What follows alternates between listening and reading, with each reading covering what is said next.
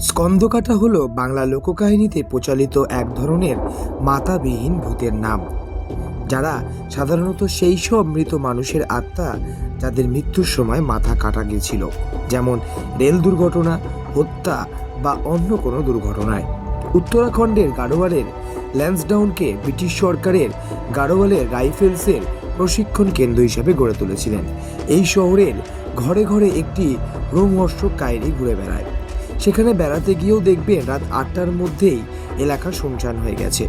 কথিত আছে, রাত হলেই নাকি এক মুন্ডবিহীন ইংরেজ সৈন্য ঘোড়ায় চড়ে এলাকা ঘুরে বেড়ায়। এলাকায় পাহারারত সেনাদের উপর তার নাকি কড়া নজর।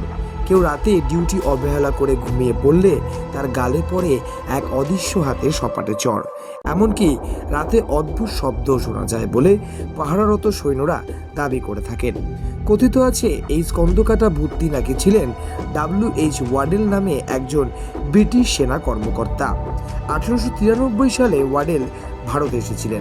প্রথম বিশ্বযুদ্ধের সময় জার্মানির বিরুদ্ধে যুদ্ধ করতে গিয়ে মারা যান তিনি। তার মৃতদেহ কোথাও পাওয়া যায়নি। অনেকে বলেন ল্যান্সডাউন শহরকে ভালোবাসতেন তিনি। সঠিকভাবে শেষকৃত্য সম্পন্ন না হওয়ায় তার বিদেহী আত্মা আজও ল্যান্সডাউনে বিচরণ করে চলেছে।